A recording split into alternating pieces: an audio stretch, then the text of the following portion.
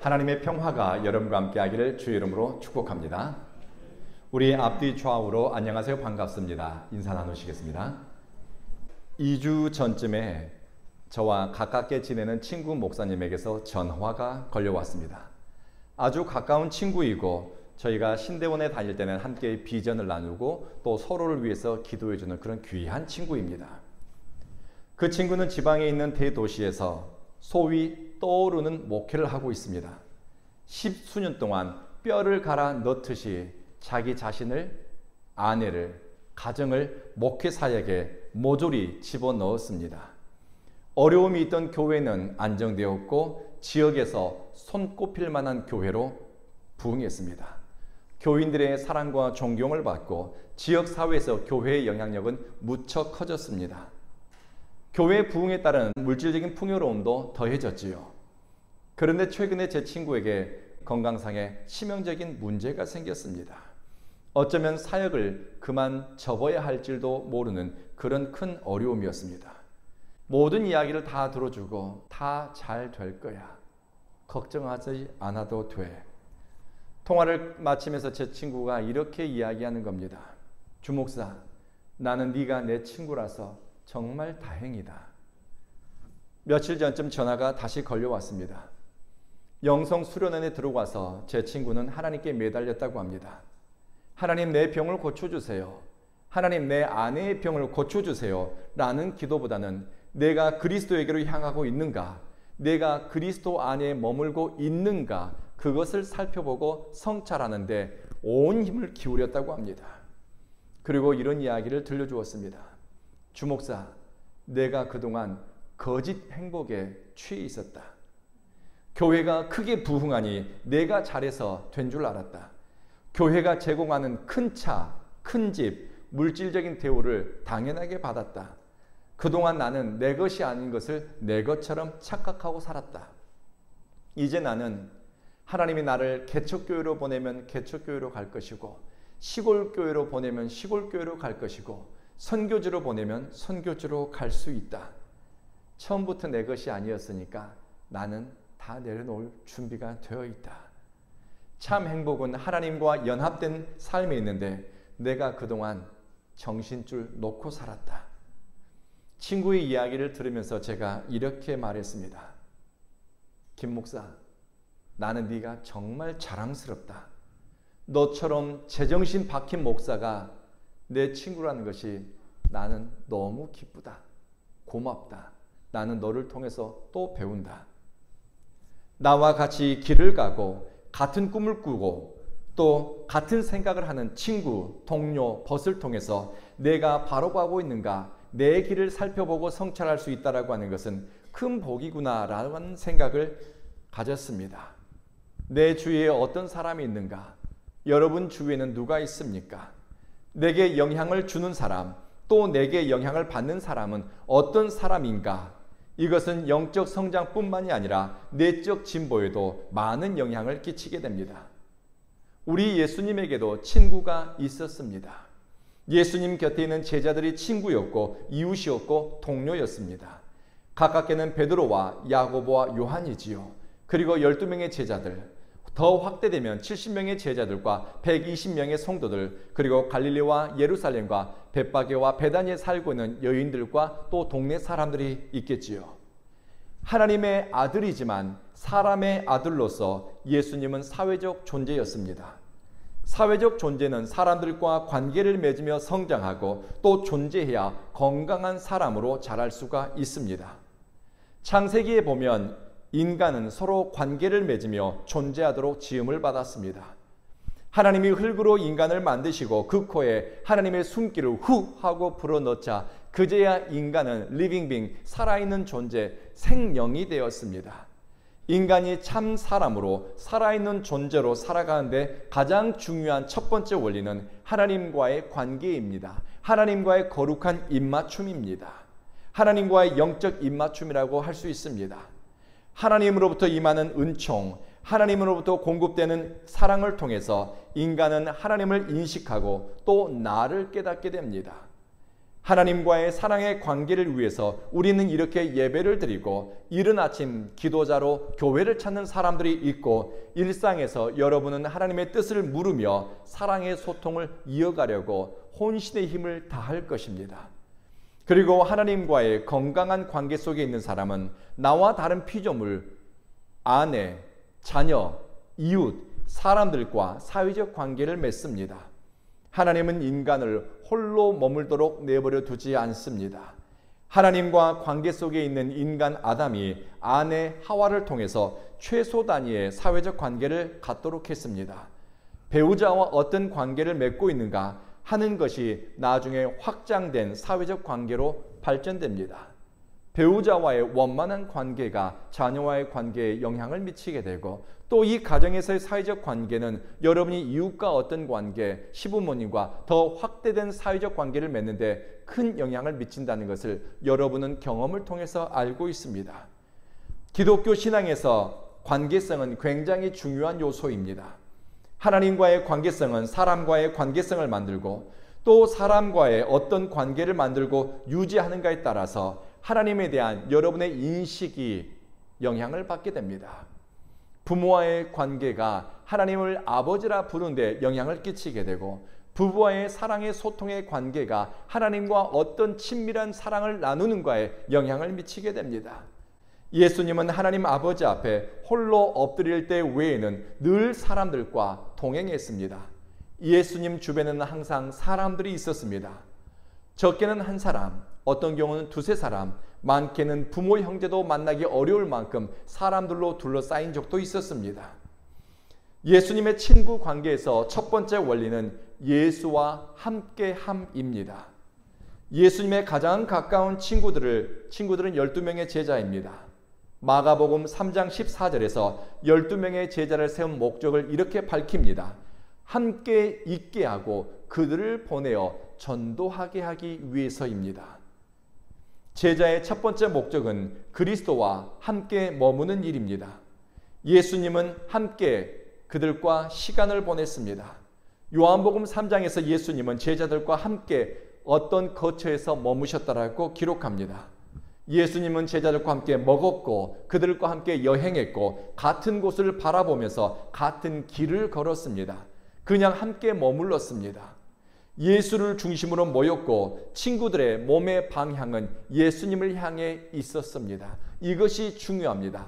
내 삶의 태도와 자세가 어디를 향하고 있는가입니다. 물리적인 거리를 이야기하는 것만은 아닙니다. 어떤 사람은 예수님과 물리적 거리는 바로 지척에 있지만 그 마음은 예수님으로부터 수만리 떨어진 사람도 있습니다.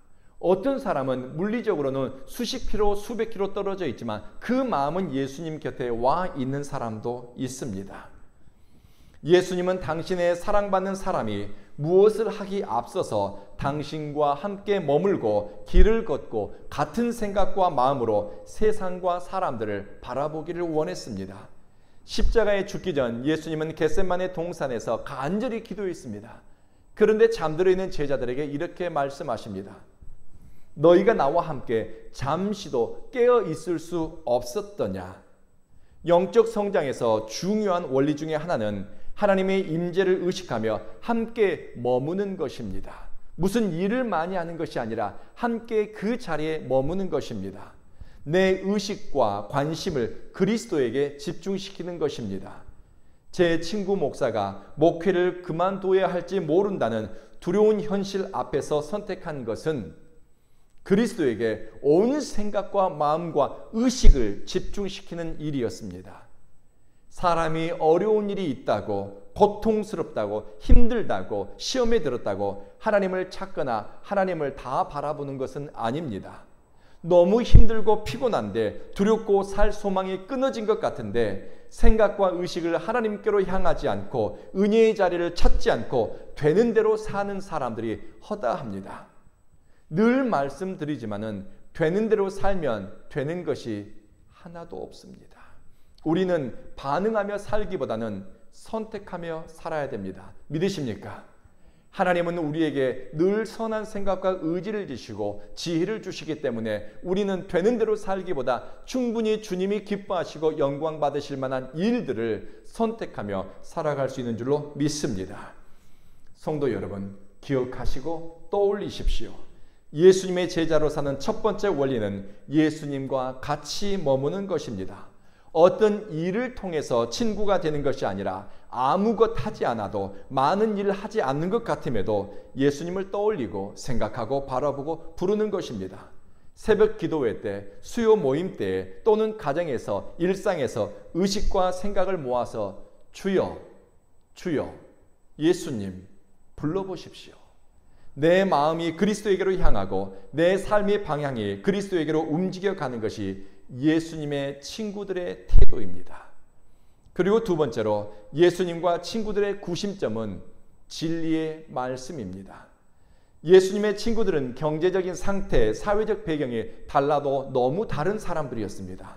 출신 지역에 따른 이해관계가 갈등할 수 있는 사람들이었습니다. 너무 다른 사람들이 모였지만 예수님의 친구들이 함께 가고 함께 먹고 동행할 수 있었던 것은 그들의 구심점은 바로 진리의 말씀이었기 때문입니다. 예수님은 밤이나 낮이나 들에서나 집 안에서 친구들에게 진리의 말씀을 들려주었습니다. 인간에 대해서, 하나님에 대해서, 기도에 대해서, 하나님의 말씀의 의미와 우리가 어떻게 참 사람답게 살아갈 수 있는지 인간의 선택과 지혜에 대해서 끊임없이 들려주었습니다. 예수님의 말씀을 들으면서 제자들은 성장하기 시작했습니다.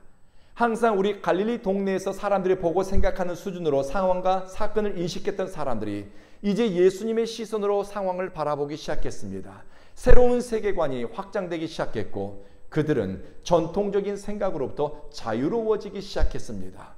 고착화된 가치관, 문화적 한계를 뛰어넘으면서 복 있는 사람으로, 성령의 사람으로 사는 길이 무엇인가를 그들은 인식하게 된 것입니다.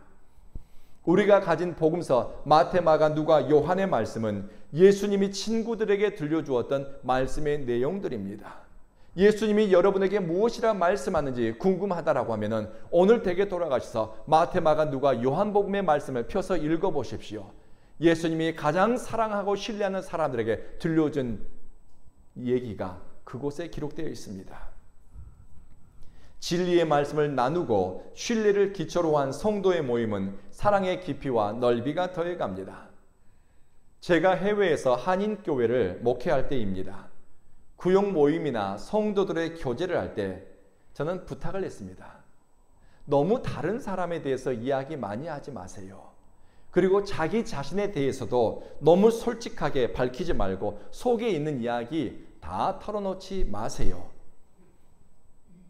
왜냐하면 우리가 어쩌다가 이 교회에서 같이 예수를 믿게 되었는데 같은 교회 다닌다는 이유 하나만으로 속 이야기 다 털어놓는다고 사람들이 내 마음 다 이해하고 받아주는 거 아닙니다. 시간이 필요합니다. 생각이나 의식, 경험의 차이가 있습니다. 신앙의 성숙도에 따라서 같은 사건에 대해서도 같은 일에 대해서도 받아들이는 수준이 다릅니다. 별것 아닌 걸로 오해하기도 하고 갈등하는 것을 저는 무척 많이 보았습니다. 그래서 서로를 알아가고 신뢰를 쌓기 전에는 너무 일찍 자기를 오픈하거나 은밀한 기도 제목 나누는 것, 속 이야기 나누는 것 주의하라고 당부했습니다. 대신에 사람들 얘기, 교회 얘기 많이 하기보다는 누구 얘기? 예수님 얘기 많이 하라고 했습니다. 이유가 있습니다. 예수님 이야기를 하는 그곳에 성령님이 역사합니다.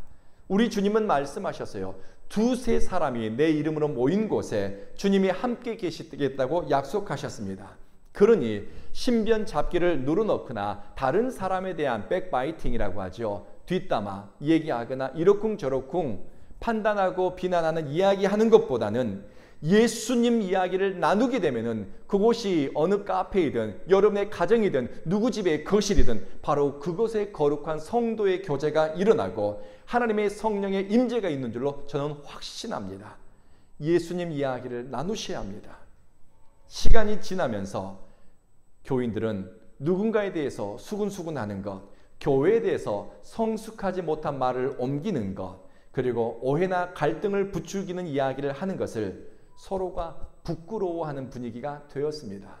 미성숙한 사람들이 누군가를 저징하고 판단하고 비난하고 수군수군한다는 것을 성도들은 깨닫기 시작했습니다. 그래서 그들은 모일 때마다 의도적으로 예수님 이야기, 신앙 이야기, 영적 성숙을 위한 관심과 그리고 덕담들을 서로 나누기 시작하는 것을 보았습니다. 예수님과 친구들 사이에는 마음과 뜻과 태도가 진리의 말씀으로 향해 있었습니다.